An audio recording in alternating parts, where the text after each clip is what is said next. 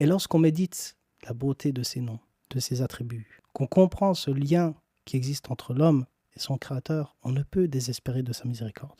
Et comme le disait Ibn Qayyim, l'ensemble des égarements revient toujours à une mauvaise connaissance du Créateur ou une mauvaise opinion du Créateur. Mais celui qui étudie et connaît son Créateur, celui qui comprend tout cela, ne désespère pas de sa miséricorde. De même que lorsqu'il faute, il sait qu'Allah lui pardonne s'il se repent.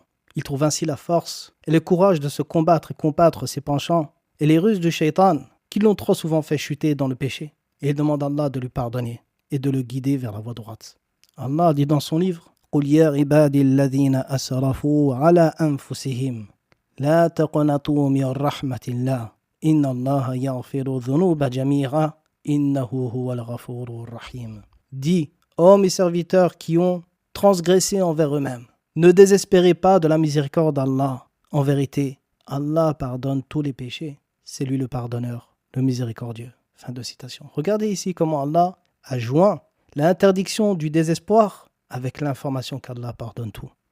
L'imam al-Bukhari, rahimahullah, rapporte de Ibn Abbas, radiyallahu anhuma, que des gens parmi les polythéistes avaient commis beaucoup de fautes. Ils avaient tué, ils avaient commis beaucoup l'adultère. Alors ils vinrent au prophète, alayhi salatu wa salam, et dirent: le message auquel tu appelles et invites est beau, mais peux-tu nous dire ce qui fera que nos actes passés soient pardonnés? Alors Allah révéla: وَالَّذِينَ لَا يَدْعُونَ مَعَ اللَّهِ إِلَٰهًا آخَرَ وَلَا يَقْتُلُونَ النَّفْسَ الَّتِي حَرَّمَ اللَّهُ إِلَّا بِالْحَقِّ وَلَا يَزْنُونَ. Le verset que j'ai mentionné précédemment de Surat Al-Furqan. Et Allah révéla ensuite ce verset: قُلْ يَا عِبَادِيَ الَّذِينَ أَسْرَفُوا عَلَىٰ أَنفُسِهِمْ لَا تَقْنَطُوا مِنْ رَحْمَةِ اللَّهِ. Dis, ô mes serviteurs qui ont transgressé envers eux-mêmes, ne désespérez point de la miséricorde d'Allah, car certes Allah pardonne tous les péchés.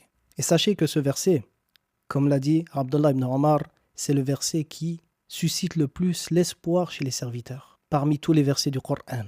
Et Ali ibn Abi Talib, radiyallahu anhu, a dit qu'il n'y a point dans le Coran de verset plus large en grâce que ce verset.